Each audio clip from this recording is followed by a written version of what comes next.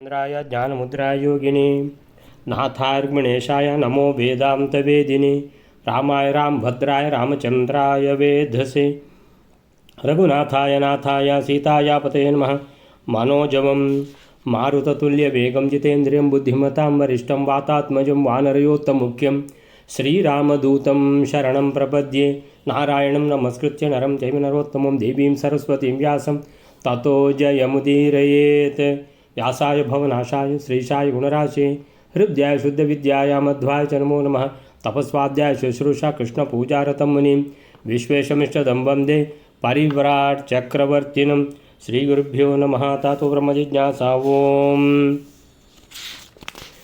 ಇವಾಗ ಬಕಾಸುರನ ಹತ್ರ ತಾನೇ ಹೋಗಬೇಕಾಗ್ತದೆ, ಬೇರೆ ಯಾರಿಲ್ಲ ನಮ್ಮ ಮನೆಯಲ್ಲಿ ಅಂತ ಬ್ರಾಹ್ಮಣ ಹೇಳಿದಾಗ ಹೇಳ್ತಾಳೆ, ಇಲ್ಲ ನೀವು ಹೋಗೋದು ಬೇಡ, ನಾನು ಹೋಗ್ತೇನೆ ಅಂತ. ಅಷ್ಟಾಗುವ ಮಗಳು ಹೇಳ್ತಾಳೆ, ಹೇಗಿದ್ದರೂ ನಾನು ಯಾವುದಕ್ಕದು ಪ್ರಯೋಜನ ಇಲ್ಲ ಅಲ್ಲ, ನಾನು ಹೋಗ್ತೀನಿ ಅಂತ. ಆದರೆ ಗದರಿಸ್ತಾನೆ ಬ್ರಾಹ್ಮಣ, ಹೇಳ್ತಾನೆ, ಏನಂತ ಎಣಿಸ್ಕೊಂಡಿದ್ದೀರಿ ಹೆಂಡ್ತಿ ಅಂತ ಹೇಳಿದರೆ ಗೆಳತಿ, ಅವಳಿಗೆ ರಕ್ಷಣೆ ಕೊಡುವಂಥದ್ದು ಗಂಡನ ಕೆಲಸ. ಮಗಳು ಅಂತ ಹೇಳಿದರೆ ಉಭಯ ಕುಲತಾರಿಣಿ, ಹೆತ್ತ ಮನೆಗೂ ಹೊಕ್ಕಿದ ಮನೆಗೂ ಎರಡನ್ನೂ ಉದ್ಧಾರ ಮಾಡುವವಳು ಮಗಳು. ಏನಂತ ಎಣಿಸಿದ್ದೆ ಹುಡುಗಿ, ಸಣ್ಣ ಹುಡುಗಿ ನೀನು ಎಷ್ಟು ಪ್ರಾಮುಖ್ಯ ಅಂತ ನಿನಗೆ ಗೊತ್ತಿದೆಯಾ ಅಂತ ಗದರಿಸ್ತಾನೆ. ಆಮೇಲಿಂದ ಇಷ್ಟಾಗುವಾಗ ಯಾರು ಹೋಗುವುದು, ಏನು ಸಂಗತಿ ಅಂತ ಕುಂತಿ ಎಲ್ಲ ಕೇಳ್ತಾ ಇದ್ದಾಳೆ ಇದನ್ನು ಮರೆಯಿಂದ ನಿಂತು.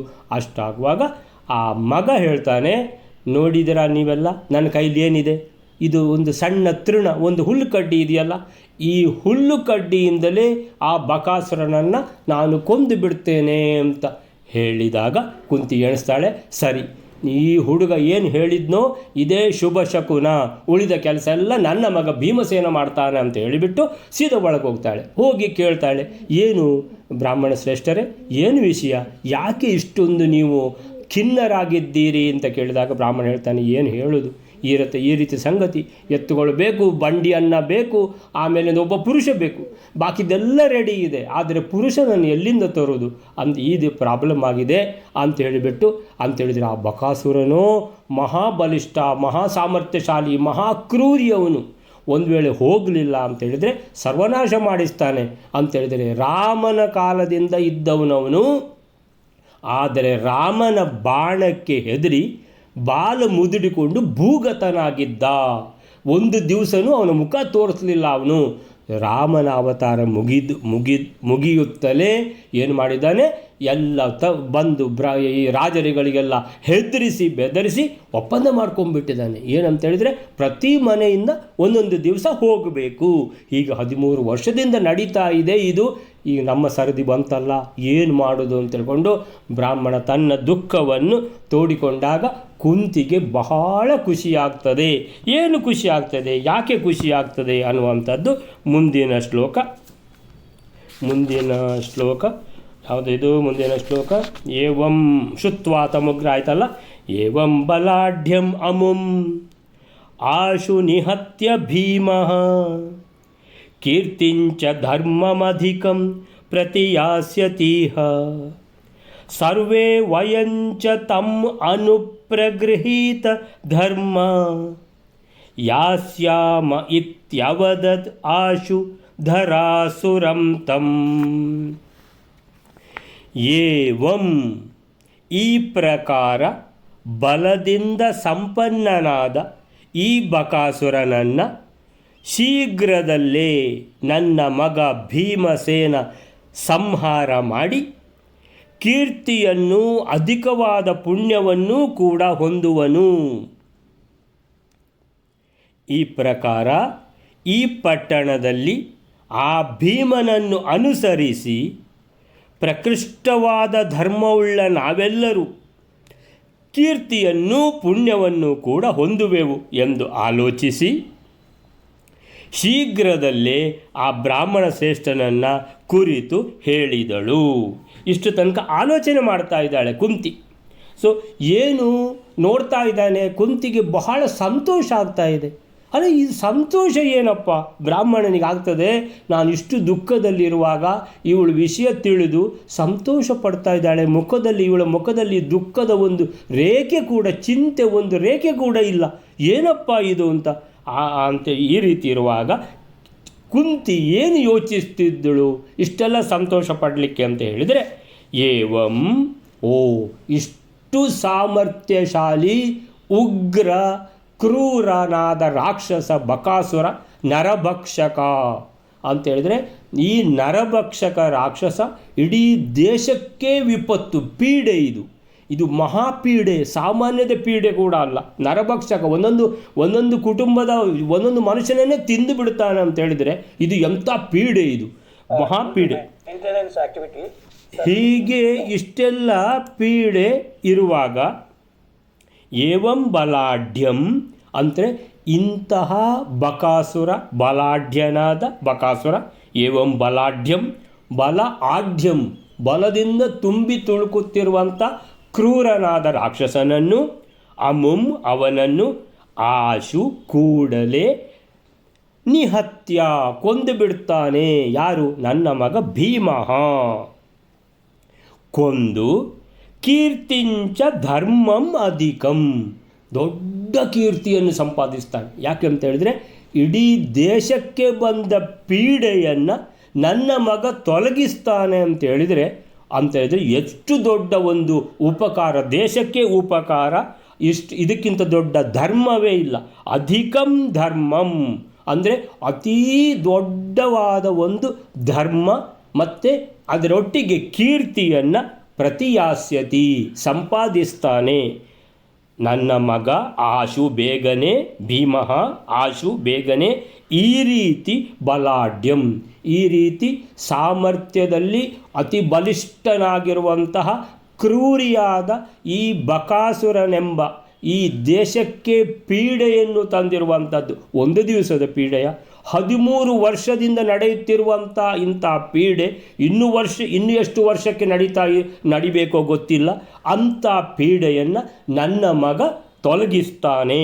ಯೋಚನೆ ಮಾಡಿದ್ದು ಯಾರು? ಕುಂತಿ. ಏವಂ ಬಲಾಢ್ಯಂ ಅಂಥೇಳಿ ಬಲಾಢ್ಯಂ ಹೇಳಿದ ಯಾರಿಗೆ? ಬಕಾಸುರನಿಗೆ.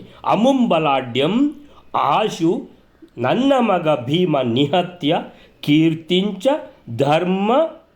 ಧರ್ಮಂ ಅಧಿಕವಾದ ಧರ್ಮದ ಕೆಲಸ ಮಾಡಿ ಕೀರ್ತಿಯನ್ನು ಪ್ರತಿಯಾಸ್ಯತಿ ಸಂಪಾದಿಸಲಿದ್ದಾನೆ ನನ್ನ ಭೀಮಸೇನ. ಈ ರೀತಿ ತಿಳಿದು ಸರ್ವೇ ವಯಂ, ಸರ್ವೇ ಅಂದರೆ ನಾವು ಸರ್ವರೂ ಕೂಡ, ವಯಂ ನಾವು ಸರ್ವೇ, ವಯಂ ಸರ್ವೇ ತಮ್ ಆ ಭೀಮಸೇನನನ್ನು ಅನುಸರಿಸಿ ಅವನು ಹೇಳಿದ ಹಾಗೆ ಕೇಳಿಕೊಂಡು ಅವನಿಗೇನಾಗಬೇಕು ಅಂತ ನೋಡಿಕೊಂಡು ಏನಾದರೂ ಆಗಲಿ ಆ ಭೀಮಸೇನನಿಂದ ಈ ಪೀಡೆ ತೊಲಗಲಿ ಅಂತ ಪ್ರಗೃಹೀತ ಧರ್ಮ. ಅವನಿಗೆ ಏನು ಯಾರದ್ದು ಸಹಾಯ ಬೇಕಾಗಿಲ್ಲ. ಬೇಕು ಅಂತಾದರೆ ನಾವೊಂದು ಸಹಾಯ ಏನಾದರೂ ಕೊಡಬೇಕಾದ್ರೆ ಕೊಡುವುದು, ಅವನು ಹೇಳಿದ್ದಕ್ಕೆ ಹ್ಞೂ ಅಂತ ಹೇಳೋದು, ಅವನು ಹೇಳಿದಾಗೆ ಕೇಳುವುದು. ನನ್ನ ಮಗ ಆ ಕೆಲಸ ಮಾಡ್ತಾನೆ, ಆದ್ದರಿಂದ ನಾವು ಅವನು ಹೇಳಿದಾಗೆ ಕೇಳುವ. ಸೊ ಪ್ರಗೃಹೀತ ಧರ್ಮ ಈ ರೀತಿ ಮಾಡುವ ಮೂಲಕ ಭೀಮನಿಗೆ ಎಷ್ಟು ದೊಡ್ಡ ಕೀರ್ತಿ, ಎಷ್ಟು ದೊಡ್ಡ ಪುಣ್ಯ ಸಂಪಾದನೆ ಆಗ್ತದೋ ನಮಗೂ ಅದರಲ್ಲೊಂದು ಪಾಲು ಸಿಗ್ತದೆ.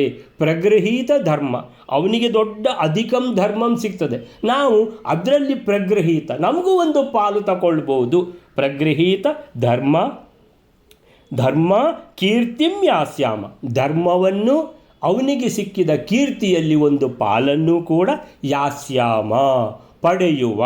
ಯಾಸ್ಯಾಮ ಇತಿ ಅವದತ್ ಆಶು ಧರಾಸುರಂ ತಮ್, ಈ ರೀತಿ ಇತಿ ಯೋಚನೆ ಮಾಡಿ ಅವದತ್ ಹೇಳ್ತಾಳೆ. ಇತಿ ಅವದತ್ ಆಶು ಕೂಡಲೇ, ಯಾಕಂದರೆ ಆ ಬ್ರಾಹ್ಮಣ ಕಣ್ಣು ಬಿಟ್ಟು ನೋಡ್ತಾ ಇದ್ದಾನೆ. ಇಷ್ಟು ನಾವು ಏನಂತ ಹೇಳಿದರೆ ತಲೆ ಮೇಲೆ ಬಿದ್ದಿದೆ ವಿಪತ್ತು, ತಡ್ಕೊಳ್ಳಿಕ್ಕಾಗ್ತಾ ಇಲ್ಲ ದುಃಖ.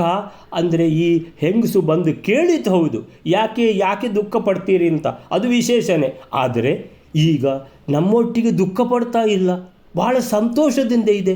ಎಂಥ ಹೆಂಗಸಿದು ಅಂತ ಆಶ್ಚರ್ಯದಿಂದ ನೋಡುವಾಗ ಈಗ ಕುಂತಿ ತಡ ಮಾಡದೆ ಪಕ್ಕಪಕ್ಕನೆ ಯೋಚನೆ ಮಾಡಿಬಿಟ್ಟು ಇತಿ ಅವದತ್ ಹೀಗೆ ಹೇಳ್ತಾಳೆ. ಆಶು ಕೂಡಲೇ ಧರಾಸುರ ಅಂತ ಹೇಳಿದರೆ ಭೂಮಿಯಲ್ಲಿರುವಂತಹ ದೇವತೆಗಳು ಅಂತ. ಧರ ಅಸುರಂ ಅಲ್ಲ, ಧರಾಸುರಂ ಅಂತೇಳಿದರೆ ಭೂಮಿಯಲ್ಲಿರುವ ದೇವತೆಗಳು ಯಾರು? ಬ್ರಾಹ್ಮಣ. ಸೊ ಆ ಬ್ರಾಹ್ಮಣ ಶ್ರೇಷ್ಠನಿಗೆ ಅವನಿಗೆ ಈ ರೀತಿ ಹೇಳಿದಳು ಅನ್ನುವಂಥ ಶ್ಲೋಕ 80ನೇ ಶ್ಲೋಕಕ್ಕೆ ಪ್ರಬಂಧನಾಚಾರ್ಯ ಏನಂತಾರೆ ನೋಡುವ. ಇಂತಹ ಬಲಾಢ್ಯನಾದ ಕ್ರೂರನಾದ ಬಕಾಸುರನನ್ನು ಕೊಂದು ನನ್ನ ಭೀಮಸೇನ ಅಪಾರ ಕೀರ್ತಿಯನ್ನು ಅಪಾರ ಪುಣ್ಯವನ್ನು ಹೊಂದುತ್ತಾನೆ. ಪ್ರತಿಯಾಸ್ಯತಿ, ಅಪಾರ ಪುಣ್ಯ, ಧರ್ಮಂ ಅಧಿಕಂ, ಅಪಾರ ಕೀರ್ತಿ, ಅಧಿಕಂ ಕೀರ್ತಿಂ, ಯಾಸ್ಯತಿ, ಪ್ರತಿಯಾಸ್ಯತಿ, ಹೊಂದುತ್ತಾನೆ.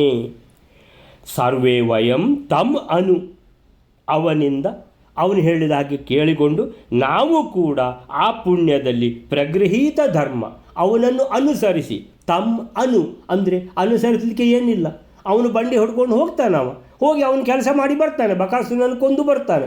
ಅಷ್ಟು ವಿಶ್ವಾಸ ಈ ತಾಯಿಯಾದ ಕುಂತಿಗಿದೆ, ತನ್ನ ಮಗನ ಮೇಲೆ ಅಷ್ಟು ಏನು ಅಂತಿದೆ ವಿಶ್ವಾಸ ಇದೆ.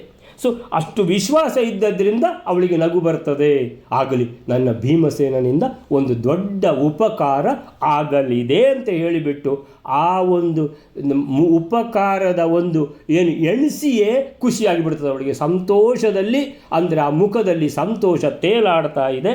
ಸೊ ಹೀಗೆ ಪ್ರಗೃಹೀತ ಧರ್ಮ ಯಾಸ್ಯಾಮ, ಆ ಕೀರ್ತಿಯಲ್ಲಿ ಪಾಲನ್ನು ಯಾಸ್ಯಾಮ ಹೊಂದುವ, ಪುಣ್ಯದಲ್ಲಿ ಭಾಗಿಗಳಾಗುವ ಎಂದು ಭಾವಿಸಿ, ಇತಿ ಅಂದರೆ ಎಂದು ಭಾವಿಸಿ, ಅವತತ್ ಆ ಬ್ರಾಹ್ಮಣನಿಗೆ ಹೇಳಿದಳು, ಧರಾಸುರಂ ಆ ತಮ್ ಧರಾಸುರಂ ಆ ಬ್ರಾಹ್ಮಣನಿಗೆ ಆಶು ಕೂಡಲೇ ಇತಿ ಅವದತ್ ಹೀಗೆ ಹೇಳಿದಳು. ಅಲ್ಲಿಗೆ ಈ 80ನೇ ಶ್ಲೋಕ ಮುಗಿತು. 81ನೇ ಶ್ಲೋಕ. ಸಂತಿಸ್ಮ ವಿಪ್ರವರ ಪಂಚಸುತಾಮಮಾದ್ಯ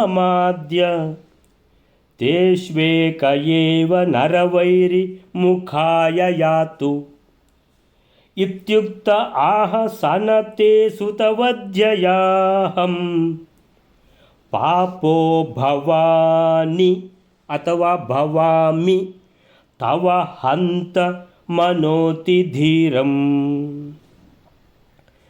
ಕುಂತಿ ಹೇಳ್ತಾಳೆ, ಹೇ ಬ್ರಾಹ್ಮಣ ಶ್ರೇಷ್ಠರೇ, ಹೇ ವಿಪ್ರವರ, ಸಂತಿಸ್ಮ ವಿಪ್ರವರ, ಹೇ ವಿಪ್ರವರ, ಹೇ ಶ್ರೇಷ್ಠ ಬ್ರಾಹ್ಮಣನೇ, ಸಂತಿಸ್ಮ ಪಂಚಸುತ ಮಮ ಅದ್ಯ, ನನಗೆ ಈಗ, ಮಮ ಅದ್ಯ, ಅದ್ಯ ಅಂದರೆ ನನಗೆ ಈಗ, ನನಗೆ ಮಮ ಪಂಚಸುತ ಸಂತಿಸ್ಮ 5 ಜನ ಗಂಡು ಮಕ್ಕಳಿದ್ದಾರೆ. ಯಾಕೆ ಹೇಳೋದು 5 ಜನ ಅಂತ? ಒಬ್ಬನನ್ನು ಕಳಿಸಿದ್ರು ಮತ್ತೆ 4 ಜನ ಇದ್ದಾರೆ ಅಂತ ಮೊದಲೇ ತಿಳ್ಕೊಳ್ಳಿ.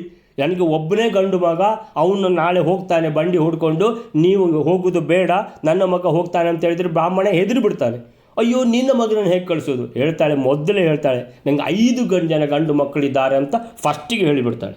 ಸೊ ಪಂಚಸುತ ಮಮ ಸಂತಿ, ನನಗೆ 5 ಜನ ಗಂಡು ಮಕ್ಕಳಿದ್ದಾರೆ.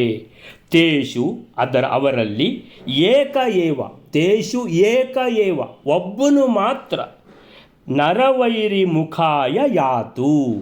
ನರವೈರಿ ಅಂತೇಳಿದರೆ ಮನುಷ್ಯರ ವೈರಿ. ಯಾಕೆ? ಅವ ನರಭಕ್ಷಕ.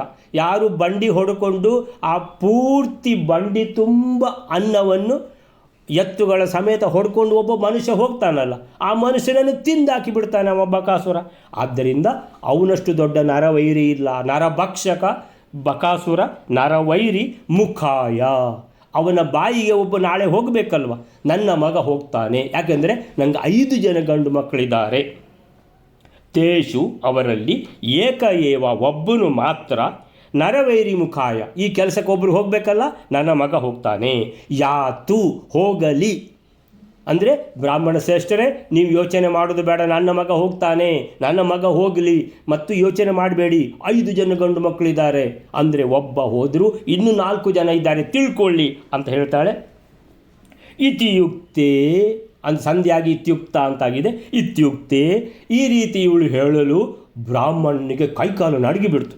ಇತ್ಯುಕ್ತೆ ಆಹಾ ಸ ಬ್ರಾಹ್ಮಣ ನತೇ ಸುತವದ್ಯಯ ಅಹಂ, ನಿನ್ನ ಮಗನನ್ನು ಕೊಲ್ಲುವುದಕ್ಕೆ ನಾನು ಒಪ್ಪುವುದಿಲ್ಲ.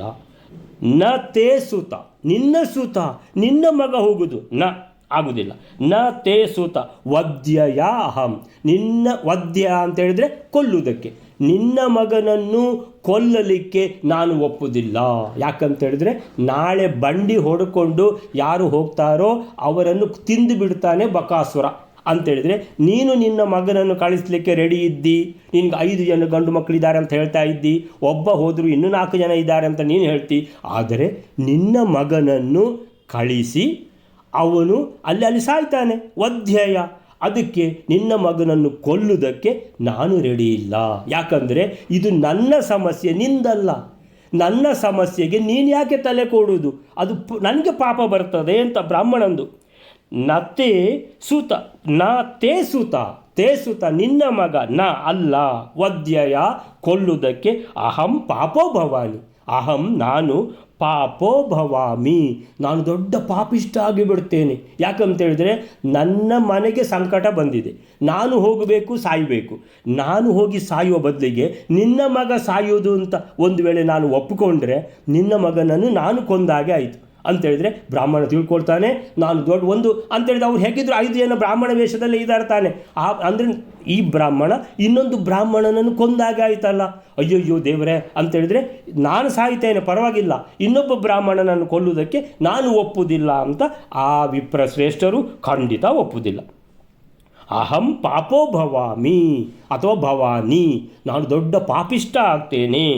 ತವ ಹಂತ ಅಲ್ಲ, ನಾನು ಇದಕ್ಕೆ ಒಪ್ಪುವುದಿಲ್ಲ, ಖಂಡಿತ ಒಪ್ಪುವುದಿಲ್ಲ, ನಾನು ಸಾಯ್ತೇನೆ, ಬಟ್ ನಿನ್ನ ಮಗ ಹೋಗೋದಕ್ಕೆ ನಾನು ಒಪ್ಪುವುದಿಲ್ಲ.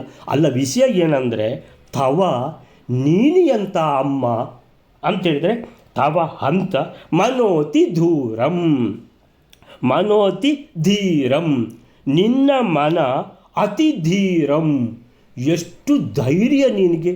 ಕೇಳ್ತಾನೆ ಬ್ರಾಹ್ಮಣ ಕುಂತಿದೇವಿಗೆ ಕೇಳ್ತಾನೆ, ನೀನು ಎಂಥ ಹೆಂಗಸು, ನೀನು ಎಂಥ ತಾಯಿ, ತನ್ನ ಮಗನನ್ನೇ ಬಲಿ ಕೊಡಲಿಕ್ಕೆ ಹಿಂದೆ ಮುಂದೆ ನೋಡ್ತಾ ಇಲ್ಲ, ಸಂತೋಷದಿಂದ ನನ್ನ ಮಗ ಹೋಗ್ತಾನೆ ಅಂತ ಹೇಳ್ತಾ ಇದ್ದಿ. ನಿನ್ನ ಮನಸ್ಸು ಅದು ಒಳಗಿಂದ ಅದು ಮನಸ್ಸೋ ಅಲ್ಲ ಕಲ್ಲು ಬಂಡೆಯೋ? ಅಂದರೆ ಇಷ್ಟು ಧೈರ್ಯ ನಿನಗೆ, ಇಷ್ಟು ಸಾಹಸ ನಿನಗೆ. ಅಂದರೆ ಒಂದು ತಾಯಿಯಾದವಳಿಗೆ ಮಗನನ್ನು ಬಲಿ ಕೊಡುವಂತಹ ನಿರ್ಧಾರ ತಗೊಳ್ಬೇಕಿದ್ರೆ ಎಷ್ಟು ಮನಸ್ಸು ಗಟ್ಟಿ ಇರಬಾರದು, ಅಂದರೆ ಅಷ್ಟು ಗಟ್ಟಿ ಮನಸ್ಸು ನಿಂದು ಅಂತ ಆಶ್ಚರ್ಯ ನಂಬಲಿಕ್ಕೆ ಆಗ್ತಾ ಇಲ್ಲ ಬ್ರಾಹ್ಮಣನಿಗೆ. ಈ 81ನೇ ಶ್ಲೋಕಕ್ಕೆ ಏನು ಹೇಳ್ತಾರೆ ನೋಡುವ. ಹೇ ವಿಪ್ರೋತ್ತಮ, ಕುಂತಿ ಹೇಳ್ತಾಳೆ ಬ್ರಾಹ್ಮಣನಿಗೆ, ನನಗೆ 5 ಪುತ್ರರಿರುವರು, ಮಮ ಪಂಚಸುತ ಸಂತಿ ಸ್ಮ, ಅವರಲ್ಲಿ ಒಬ್ಬ, ತೇಷು ಏಕ ಏವ ನೈರವೈರಿ ಮುಖಾಯ, ರಾಕ್ಷಸನ ಬಾಯಿಗೆ, ಯಾತು ಹೋಗಲಿ, ಒಬ್ಬ ಹೋಗಲಿ, ಮತ್ತೆ 4 ಜನ ಇದ್ದಾರೆ ಅಂತ ಅದರ ಅರ್ಥ. ಅವಳು ಹೀಗಂದಾಗ ಇತ್ಯುಕ್ತೆ ಅವನು ಸ ಬ್ರಾಹ್ಮಣ, ಆಹಾ ಬ್ರಾಹ್ಮಣ ಹೇಳಿದ, ಅಯ್ಯೋಯ್ಯೋ ಈ ಥರನ ನಿನ್ನ ಮಗನನ್ನು ಕೊಲ್ಲಿಸಿ ತೇ ಸುತ ವಧ್ಯಯ ಕೊಲ್ಲುವ ಮೂಲಕ, ಯಾರು ನಾನೆಲ್ಲ ಕಳಿಸೋದು ನಿನ್ನ ಮಗನನ್ನು, ನೀನು ಹೇಳಿದೆ ಅಂತ ನಾನು ಕಳಿಸಿದರೆ ಆಂ ಪಾಪೋ ಭವಾನಿ, ನಾನು ದೊಡ್ಡ ಪಾಪಿಷ್ಟ ಆಗಿಬಿಡ್ತೇನೆ, ಇಲ್ಲ ನಾನು ಇದಕ್ಕೆ ಒಪ್ಪುವುದಿಲ್ಲ. ಆದರೆ ಹೇಳ್ತಾನೆ, ಹೇ ಮಾತೆ, ಅಬ್ಬ ನಿನ್ನ ಮನಸ್ಸು ಎಷ್ಟು ಗಟ್ಟಿ ಇದೆ ಅಂತೇಳಿದರೆ ನಿನ್ನ ಮನಸ್ಸು ಅದೆಷ್ಟು ಗಟ್ಟಿ, ಇಷ್ಟು ಗಟ್ಟಿ ಮನಸ್ಸು ನಿನಗೆ ಬ್ರಹ್ಮ ಹೇಗೆ ಕೊಟ್ಟು ಕಳಿಸಿದ ನಿನ್ನನ್ನು ಹುಟ್ಟಿಸುವಾಗ ಅಂತ ಆಶ್ಚರ್ಯ. ಕುಂತಿ ಹೇಳಿದ ಮಾತು ಬ್ರಾಹ್ಮಣನಿಗೆ ಅಪಾರ ಆಶ್ಚರ್ಯವನ್ನು ಉಂಟು ಮಾಡಿತು.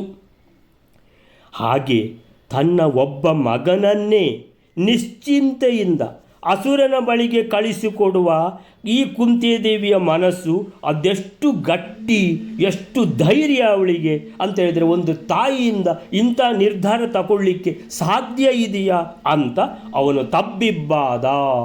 ಆಶ್ಚರ್ಯದಲ್ಲಿ ತಬ್ಬಿಬ್ಬಾದ ಅಂದರೆ ಮೇಲ್ಕೆಳಗಾದ ಅಂತ ಅವನು. ಆದರೆ ಅವನದ್ದು ದೃಢ ನಿಶ್ಚಯವೇ. ಅವನು ಹೇಳ್ತಾನೆ, ನಾನು ಬ್ರಾಹ್ಮಣ, ನನಗೆ ಗೊತ್ತು ಧರ್ಮ ಏನಂತ, ಇನ್ನೊಂದು ಬ್ರಾಹ್ಮಣನನ್ನು ಗಲ್ಲಿಗೇರಿಸಲಿಕ್ಕೆ ನಾನು ಒಪ್ಪುವುದಿಲ್ಲ. ತನ್ನ ಉಳಿವಿಗಾಗಿ ಇನ್ನೊಬ್ಬ ಬ್ರಾಹ್ಮಣನನ್ನು ಕೊಲ್ಲಿಸುವ ಪಾತಕಕ್ಕೆ ತಾನೆಂದೂ ಗುರಿಯಾಗಲು ಬಯಸುವುದಿಲ್ಲ ಎಂದು ನುಡಿದು ಬಿಟ್ಟ. ಹೀಗೆ ಮಕ್ಕಳು ಎಷ್ಟಿದ್ದರೂ ಕೂಡ ತಾಯಿಗೆ ಭಾರ ಆಗುವುದಿಲ್ಲ.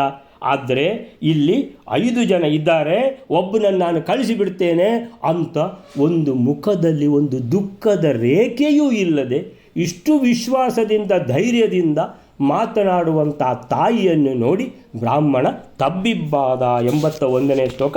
82ನೇ ಶ್ಲೋಕ. ಉಕ್ತ್ವೈನಂ ಆಹ ಚ ಪೃಥಾ ತನಯೇ ಮದೀಯೇ ವಿದ್ಯಾಸ್ತಿ ದಿಕ್ಪತಿಭಿಃ ಅಪಿ ಅವಿಶಸ್ಯ ರೂಪ ಅವಿಶಹ್ಯ ರೂಪ ಉಕ್ತೋಪಿ ನೋ ಗುರುಭಿರೇಶ ನಿಯುಕ್ತಯೇತಾಂ ವದ್ಯಃ ತಥಾಪಿ ನರಸುರಾಸುರಪಾಲಕೈಶ್ಚ ಉಕ್ತ್ವಾ ಏನಂ ಈ ಪ್ರಕಾರ ಹೇಳಲ್ಪಟ್ಟ ಕುಂತಿದೇವಿಯು ಈ ಬ್ರಾಹ್ಮಣನನ್ನು ಕುರಿತು ಹೇಳಿದ್ಲು. ಬ್ರಾಹ್ಮಣ ಹೇಳ್ತಾನಲ್ವ, ನಿನ್ನ ಮಗ ಹೋಗುವುದಾ? ಇಲ್ಲವೇ ಇಲ್ಲ. ನಾನು ಇನ್ನೊಂದು ಬ್ರಾಹ್ಮಣನನ್ನು ಕೊಂದು ಆ ದೊಡ್ಡ ಬ್ರಹ್ಮ ಹತ್ಯೆಯ ಪಾಪ ನನಗೆ ಬೇಡ ಅಂತ ಬ್ರಾಹ್ಮಣ ಹೇಳಿದಾಗ ಕುಂತಿದೇವಿ ಆ ಬ್ರಾಹ್ಮಣನನ್ನು ಕುರಿತು ಹೇಳ್ತಾಳೆ, ನನ್ನ ಸಂಬಂಧಿಯಾದ ಮಗನಲ್ಲಿ ಇಂದ್ರಾದಿ ಅಷ್ಟದಿಕ್ಪಾಲಕರಿಂದಲೂ ಎದುರಿಸಲು ಅಶಕ್ಯವಾದ ಸ್ವರೂಪವುಳ್ಳ ವಿದ್ಯೆ ಇದೆ. ಗುರುಗಳಿಂದ ಹೇಳಲ್ಪಟ್ಟರೂ ಈ ಭೀಮಸೇನ ಆ ವಿದ್ಯೆಯನ್ನು ತನ್ನ ರಕ್ಷಣೆಗೆ, ಆತ್ಮರಕ್ಷಣೆಗಾಗಿ ಪ್ರಯೋಗಿಸುವುದಿಲ್ಲ ಅಂತೇಳಿದರೆ ಇದು ಇನ್ನೊಬ್ಬರ ಉಪಕಾರಕ್ಕೆ ಮಾತ್ರ. ಆದ್ದರಿಂದ ದೇವತೆಗಳಾಗಲಿ ಅಸುರರಾಗಲಿ ಇವರನ್ನು ರಕ್ಷಿಸತಕ್ಕ ದೇವಶ್ರೇಷ್ಠರಿಂದ ನನ್ನ ಮಗ ವದಾರ್ಹನಲ್ಲ ಅಂತ ಏನಂತೇಳಿದ್ರೆ ಈ ಬ್ರಾಹ್ಮಣ ಶ್ರೇಷ್ಠನಿಗೆ ಕುಂತಿ ಹೇಳ್ತಾಳೆ.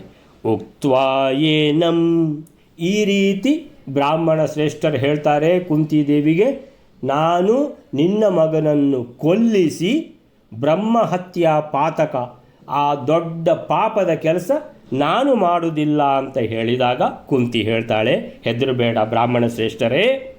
ಉಕ್ತ್ವಾ ಏನಂ, ಈ ರೀತಿ ಹೇಳಿದ ಬ್ರಾಹ್ಮಣ ಶ್ರೇಷ್ಠರಿಗೆ ಪ್ರಥಾ ಕುಂತಿದೇವಿ ಆಹಾ. ಉಕ್ತ್ವಾ ಏನಂ ಆಹ, ಆ ಬ್ರಾಹ್ಮಣನಿಗೆ ಹೇಳಿದಳು ಪ್ರಥಾ ಕುಂತಿ, ಮದೀಯೇ ತನಯೇ, ನನ್ನ ಮಗನಲ್ಲಿ, ಮದೀಯೇ ತನಯೇ, ನನ್ನ ಮಗನಲ್ಲಿ, ಯಾರು? ಭೀಮಸೇನನಲ್ಲಿ, ವಿದ್ಯಾ ಅಸ್ತಿ, ಒಂದು ವಿದ್ಯೆ ಇದೆ ಅಥವಾ ಮಂತ್ರಬಲದ ಶಕ್ತಿ ಇದೆ. ಏನದು ಅಪೂರ್ವವಾದ ಈ ವಿದ್ಯೆ ಅಂದರೆ ದಿಕ್ಪತಿಭಿಃ ಅಪಿ ಅವಿಶಹ್ಯ ರೂಪ. ಅವಿಶಹ್ಯ ಅಂತೇಳಿದರೆ ಎದುರಿಸಲಾಗದ, ಭೀಮಸೇನನನ್ನು ಸೋಲಿಸಲಿಕ್ಕೆ ಯಾರಿಂದಲೂ ಸಾಧ್ಯ ಇಲ್ಲ. ಒಂದು, ನೀವು ಭೀಮಸೇನನ್ನು ನೋಡಿದ್ದೀರೋ ಇಲ್ವಾ? ಬ್ರಾಹ್ಮಣ ಶ್ರೇಷ್ಠರೇ ನೋಡಿದ್ದೀರಲ್ವಾ ನನ್ನ ಭೀಮಸೇನನನ್ನು? ಹೇಗಿದ್ದಾನೆ, ಎಷ್ಟು ಬಲಿಷ್ಠನಿದ್ದಾನೆ, ಎಷ್ಟು ಸಾಮರ್ಥ್ಯನಿದ್ದಾನೆ, ನಿಮಗೆ ನೋಡುವಾಗ ಗೊತ್ತಾಯ್ತಲ್ವ? ಅದು ಅಲ್ಲದೆ ಅವನ ಹತ್ರ ಒಂದು ಮಂತ್ರದ ವಿದ್ಯೆಯ ಬಲ ಕೂಡ ಉಂಟು. ವಿದ್ಯಾ ಅಸ್ತಿ, ಮಂತ್ರಬಲ ಇದೆ, ಅಪೂರ್ವವಾದ ಮಂತ್ರಬಲ. ಆ ಮಂತ್ರಬಲದ ಕಾರಣ ದಿಕ್ಪತಿಭಿಃ ಅಂದರೆ ಅಷ್ಟದಿಕ್ಪಾಲಕರು, ಇಂದ್ರಾದಿ ಅಷ್ಟದಿಕ್ಪಾಲಕರು ಕೂಡ, ಅವರಿಂದಲೂ ಕೂಡ ಅಪಿ ಅವಿಶಹ್ಯ ರೂಪ, ಭೀಮಸೇನನಿಗೆ ಏನು ಮಾಡಲಾಗದು. ನಿಜವಾಗಿ ಆದರೆ ವಾಯುದೇವರ ಅವತಾರ, ಅದನ್ನೆಲ್ಲ ಹೇಳಿಕ್ಕೆ ಹೋಗುವುದಿಲ್ಲ ಯಾರು? ಕುಂತಿದೇವಿ. ಯಾರಿಗೆ? ಬ್ರಾಹ್ಮಣ ಶ್ರೇಷ್ಠರಿಗೆ. ಬ್ರಾಹ್ಮಣ ಶ್ರೇಷ್ಠರಿಗೆ ಇಷ್ಟೇ ಹೇಳಿದ್ಲು, ಯಾಕಂದರೆ ಅವರಿಗೆ ಸುಲಭವಾಗಿ ಅರ್ಥ ಆಗಬೇಕಲ್ವ, ಅದಕ್ಕೆ ಹೇಳಿದ್ಲು. ಇಂದ್ರಾದಿ ಅಷ್ಟದಿಕ್ಪಾಲಕರು, ದಿಕ್ಪತಿ, 8 ದಿಕ್ಕಿದೆ. 8 ದಿಕ್ಕುಗಳಿಗೆ 8 ದಿಕ್ಕಿನ ಅಧಿಪತಿಗಳಿದ್ದಾರೆ. ಬೇಕಾದರೆ ಊರ್ಧ್ವ ಮತ್ತು ಅಧ ಅಂತ ಸೇರಿದರೆ 10 ದಿಕ್ಕು ಆಗ್ತದೆ. ಸೊ ಈ ದಿಕ್ಪತಿಗಳಿಗೆ ಒಂದೊಂದು ದಿಕ್ಕಿಗೆ ಒಬ್ಬರೊಬ್ಬರು ಪಾಲಕರಿದ್ದಾರೆ. ಸುರುವಿಗೆ ಇಂದ್ರನಿಂದ ಸ್ಟಾರ್ಟು, ಪೂರ್ವ ದಿಕ್ಕಿಗೆ ಇಂದ್ರ. ಸೊ ದಿಕ್ಪತಿಭಿಃ ಅಂತ ಹೇಳಿದರೆ ಇಂದ್ರಾದಿ ದಿಕ್ಪತಿಗಳು, ದಿಕ್ಪಾಲಕರು, ಅವರಿಂದಲೂ ಕೂಡ ಅವಿಶಹ್ಯ ರೂಪ, ನನ್ನ ಮಗನನ್ನು ಎದುರಿಸಲಿಕ್ಕೆ ಯಾರಿಂದಲೂ ಆಗದು, ಇಂದ್ರಾದಿ ದಿಕ್ಪಾಲಕರಿಂದಲೂ ಆಗದು. ಯಾಕಂತೇಳಿದರೆ ಒಂದು ಸಹಜ ಸಾಮರ್ಥ್ಯ, ನೀವು ನೋಡಿದ್ದೀರಲ್ಲ ಅವನನ್ನು, ಒಂದು ಸಹಜ ಸಾಮರ್ಥ್ಯ, ಇನ್ನೊಂದು ಏನಂತೇಳಿದರೆ ಮಂತ್ರವಿದ್ಯೆಯ ಶಕ್ತಿ ಇದೆ. ಅಲ್ಲ, ಅದು ಏನದು ಮಂತ್ರವಿದ್ಯೆ? ಸುಮಾರು ಅಂದರೆ ಈ ಬ್ರಾಹ್ಮಣ ಶ್ರೇಷ್ಠರಿಗೂ ಮಂತ್ರ ಸುಮಾರು ಗೊತ್ತಿದೆ. ಅಂದರೆ ಅಂಥ ಯಾವ ಮಂತ್ರ ಅಂತ ಬ್ರಾಹ್ಮಣ ಶ್ರೇಷ್ಠರು ಕಣ್ಣರಳಿಸಿ ನೋಡುವಾಗ ಹೇಳ್ತಾಳೆ, ಉಕ್ತೋಪಿ ನ ಗುರುಭಿಃ ಏಷ ನಿಯುಕ್ತ ಏತಾಂ. ಆ ಮಂತ್ರದ ಅಪೂರ್ವತೆ, ವೈಶಿಷ್ಟ್ಯ ಏನಂತ ಹೇಳಿದರೆ, ಗುರುಗಳು ಹೇಳಲಿ, ಹಿರಿಯರು ಹೇಳಲಿ, ಗುರುಬಿಹಿ ಅಂದರೆ ಹಿರಿಯರು ಆಗ್ಬೋದು, ಗುರುಗಳು ಆಗ್ಬೋದು. ಏಷ ನೋ ನಿಯುಕ್ತ ಏತಾಂ, ಆ ಮಂತ್ರವನ್ನು ಏತಾಂ ನಾ ನಿಯುಕ್ತ, ಅದನ್ನು ಉಪಯೋಗಿಸುವುದಿಲ್ಲ ಅವ. ಅಂದರೆ ಯಾವುದಕ್ಕೆ ಉಪಯೋಗಿಸುವುದಿಲ್ಲ ಅಂತ ಹೇಳಿದರೆ ತನ್ನ ಆತ್ಮರಕ್ಷಣೆಗೆ. ನೋ ನಿಯುಕ್ತ ಏಷ, ನನ್ನ ಭೀಮಸೇನ ಅವನ ಸ್ವಂತ ಆತ್ಮರಕ್ಷಣೆಗೆ ಈ ಮಂತ್ರಶಕ್ತಿಯನ್ನು ಉಪಯೋಗಿಸುವುದಿಲ್ಲ. ವದ್ಯಸ್ತಥಾಪಿ ನ ಸುರಾಸುರ ಪಾಲಕೈಶ್ಚ, ಆದ್ದರಿಂದ ಯಾವ ಮಂತ್ರವನ್ನು ಇನ್ನೊಬ್ಬರ ಉಪಕಾರಕ್ಕೋಸ್ಕರನೇ ಅವನು ಅದನ್ನು ಮೀಸಲಿಟ್ಟಿದ್ದಾನೋ ತನ್ನ ಆತ್ಮರಕ್ಷಣೆಗೆ ಎಂದೂ ಅದನ್ನು ಉಪಯೋಗಿಸಲೇ ಇಲ್ಲವೋ ಅವನನ್ನು ಭಗವಂತ ಕೂಡ ಅಂಥವನಿಗೆ ಪೂರ್ತಿ ಅನುಗ್ರಹ ಮಾಡಿಬಿಡ್ತಾರೆ. ಅಂಥ ಅಪೂರ್ವ ಮಂತ್ರಶಕ್ತಿ ಇದೆ. ತನ್ನ ಆತ್ಮರಕ್ಷಣೆಗೆ ಉಪಯೋಗಿಸುವುದಿಲ್ಲ, ಇನ್ನೊಬ್ಬರ ರಕ್ಷಣೆಗೆ ಮಾತ್ರ ಅಂತ ಹೇಳಿದರೆ ಎಷ್ಟು ಒಂದು ಆ ಭೀಮಸೇನನ ಆ ಸ್ಟೇಟಸ್ ಎಷ್ಟು ಮೇಲೋಯ್ತು ನೋಡಿ. ಉಪಕಾರಕ್ಕೋಸ್ಕರ ಮಾತ್ರ ಅಪೂರ್ವ ಮಂತ್ರಶಕ್ತಿ, ಮತ್ತು ತನ್ನ ಆತ್ಮರಕ್ಷಣೆಗೆ ಉಪಯೋಗಿಸುವುದಿಲ್ಲವ.